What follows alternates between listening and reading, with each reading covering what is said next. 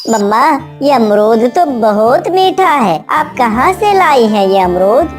वो मोटी चोंच वाला तोता बैठा खा रहा था ये अमरूद। मैं पीछे से गई और ये अमरूद लेकर भाग गई।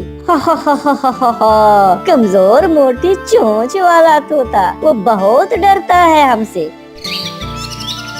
दूसरे दिन हरियाली तोतिया और मिट्ठू तोता नदी की दूसरी ओर जा रहे थे कि रास्ते पर बैठा हुआ एक जग्गू कौवा आवाज लगाता है, तोता तोता मोटी चोंच वाला तोता, मोटी चोंच वाला तोता।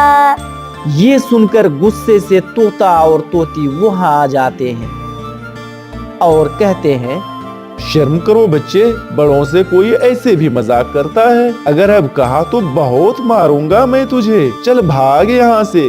मोटी चोंच वाला तोता, मोटी चोंच वाला तोता। फिर मिट्ठू को बहुत गुस्सा आ जाता है और जग्गू को 2-4 लगा देता है।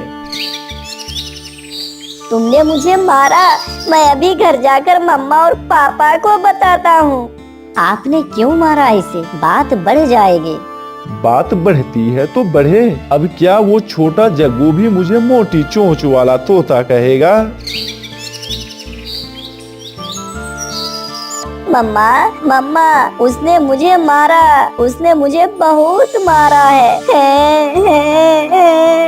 मेरा बेटा जग्गू चुप कर जा। बेटा, किसने मारा है तुम्हें?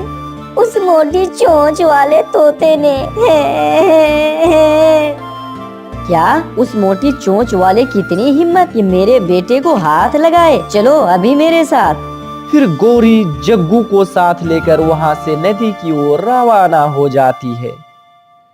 तुम यहाँ आराम से बैठे हुए हो और उस मोटी चोंच वाले तोते ने मेरे बेटे को मारा है। उसने? किसने? मिट्ठू ने मारा है मेरे जग्गू को। हाँ पापा जी, उसने मुझे यहाँ पर मारा है, यहाँ भी मारा है। मैं भी पूछता हूँ इससे जाकर। और इधर तोती अपने पति तोता से कहती है, आप यहाँ से घर चलें, मुझे बहुत डर लग रहा है। मैं डरने वाला नहीं हूँ, मैं भी उसे देख लूँगा। आपको मेरी कसम, आप मेरे साथ घर चलें।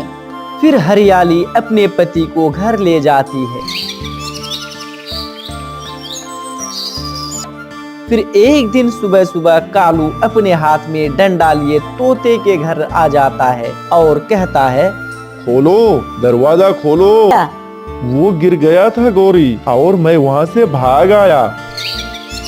फिर टूनी चिड़िया भागी भागी कौवे के पास आती है और कहती है, जालिमो, मार दिया तुमने उसे मार दिया। छोटी सी बात पर तुमने मिट्ठू की जान ले ली। आज तुम भी नहीं बचोगे, सब पक्षी इकट्ठे होकर तुम्हें भी मार देंगे। ऐसे में रात हो जाती है। तभी गोरी कालू से कहती है, कालू जी, मुझे बहुत डर लग रहा है। अब जंगल में पक्षियाँ हमें नहीं छोड़ेंगे। लड़ाई तक तो बात ठीक थी, तुमने तो उसकी जान ही ले ली। ये सब तुम्हारी वजह से हुआ है। तुम ना मुझे बोलकर इतना गुस्सा दिलाती और ना ये सब होता। पापा, आपने उसे जान से क्यों मारा? मैंने तो अंकल को मोटी चोंच वाला कहा था, इसलिए मुझे अंकल ने मारा था। कालू, अब हम रात के अंधेरे में इस जंगल को छोड़कर भाग जाते हैं। मगर हम जाएंगे कहाँ गौरी? हम तुम्हारे मामा जी के पास चले जाएंगे। अगर हम यहाँ रहे तो पक्षियाँ हमें जान से मार डालेंगे। फिर आधी रात को कौवों का वो परिवार जंगल छोड़कर दूसरी जंगल चला जाता है। और इधर टूनी हरियाली से कहती है, हरियाली बहन, आप शांत रहें, सब बहुत गुस्से में है। कबूतर भी, बुलबुल भी और चील दीदी ने तो कहा है कि सब मिलकर कौवा को मार डालेंगे। अब कोई कुछ भी कर ले, मगर मेरा पति तो लौट कर नहीं आएगा ना। मैंने उन्हें रोका था, मैंने उन्हें बाहर जाने से रोका भी था। मगर हरियाली का दुख कहाँ कम होने वाला था। वो सारी रात रोती रहती है। दूसरे दिन सुबह सुबह कालू का परिवार दूसरे दिन जंगल जाता है और दस्तक देता है। कौन है जो सुबह सुबह दरवाजा खटखटा रहा है? मैं हूँ मामा जी, मैं हूँ कालू। कालू, आप सब सुबह सुबह ही यहाँ क्या हुआ? सब ठीक तो है ना? मामा जी, हमसे खून हो गया है। मामा जी, आप हमें कुछ दिनों के लिए अपने घर में रख लें। खून? किसका खून? किसका खून कर दिया है तुमने? मिट्ठू तोते से लड़ाई हो गई थी। कालू ने उसे गुस्से से डंडा मार दिया, जिससे मिट्ठू वहीं दम तोड़ दिया। किसी की जान लेकर तुम यहाँ आ गए हो ताकि सब पक्षी मेरे दुश्मन बन जाए? आप यहाँ से जाएं। मैं आपको अपने घर में 1 मिनट के लिए भी नहीं रखूंगा। फिर कालू का मामा दरवाजा बंद करके घर चला जाता है।